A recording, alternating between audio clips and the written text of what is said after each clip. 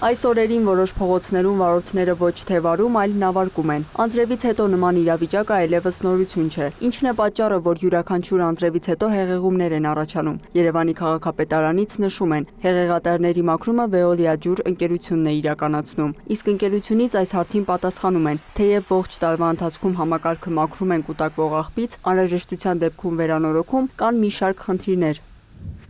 Մեր կողմից վարձակալած պետական գույք հանդիսացող համակարգը ունի շատ թերություններ, մասնավորապես ոչ բոլոր փողոցները ունեն անձրևատարներ, իսկ եղածներից շատերի թողունակությունն էլ թույլ չի տալիս ապահովել անձրևաջրերի սահուն հեռացումը։ Դա հետևանք է այն բանի, որ Երևանի բուռն կառուցապատումն ու զարգացումը հիմնականում չի ուղեկցվել անձրևատար ցանցի համապատասխան ընդլայնմամբ։ Շատ տեղերում ավելացել է ասֆալտապատ տարածքների մակերեսը, իր հետ բերելով գոյացող անձրևաջրերի քանակի ավելացում, մինչդեռ անձրևատար խողովակների թողունակությունը մնացել է նույնը, իսկ բազմահարկերով կառուցապատված շատ թաղամասերում ներբակային ցանց ընդհանրապես գոյություն չունի կամ էլ այն կիսակառույց է։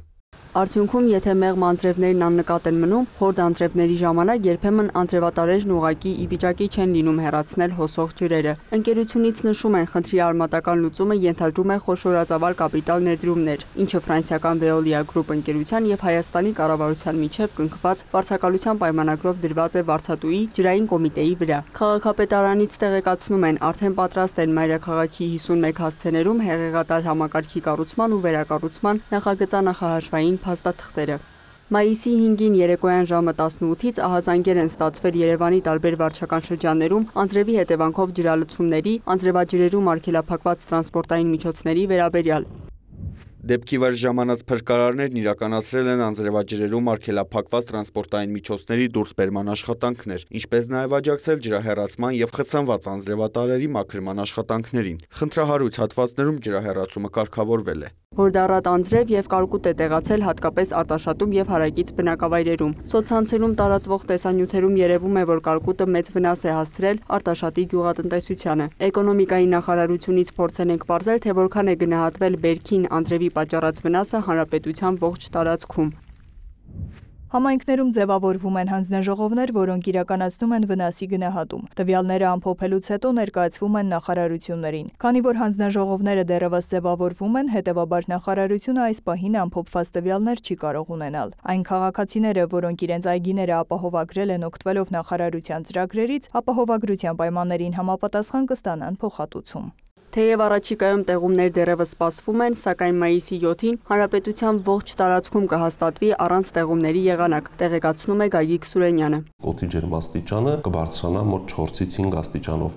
Մայիսի 8-ին կեսօրից հետո դեպի երեկո կրկին ունենք պրոցես, նորից շրջանների մեծ մասում սպասվում է ամպրոպային բնույթի կարճատև անձրևներ, առանձին հատվածներում նորից հնարավոր է կարկուտ։ Մայիսի 9-ին հանրապետության ողջ տարածքում սպասվում է առանց տեղումների եղանակ։ Մայիսի 10-ին էլ գրեթե տեղումներ չեն լինի։ Լոռու, Տավուշի, Սյունիքի առանձին հատվածներում հնարավոր են կարճատև անձրևներ, իսկ մայիսի 11-ին կեսօրից հետո կմոտենա հաջորդ ցիկլոնը եւ նախնական կանխատեսումներով անձրևները կվերսկսվեն։ Մոտ 4-5 օր կտևեն ժամանակ առ ժամանակ կրկին անձրևներ կլինեն։ Հիշեցնեմ, որ մայիսը մեր հանրապետության տարածքում համարվում է տարվա ամենատեղումնառատ ամիսը եւ դիտվող անձրևները լիովին բնորոշ են մեր կլիմայական պայմաններին։ Մենք ունեցել ենք շատ ավելի խոնավ մայիսներ, օրինակ 2024 թվականի մայիսը շատ ավելի տեղումնառատ էր, քան այս մայիսը։ Քանի որ մայիսի 7-ին, 9-ին եւ 10-ին տեղումնառատ չէ, Սուրենյանը գյուղատնտեսներին հորդորում է պտղատուների բուժումն իրականացնել այդ օրերին։ Լիանա Խաչատուրյան, Դավիթ Մաչկալյան, լուրեր։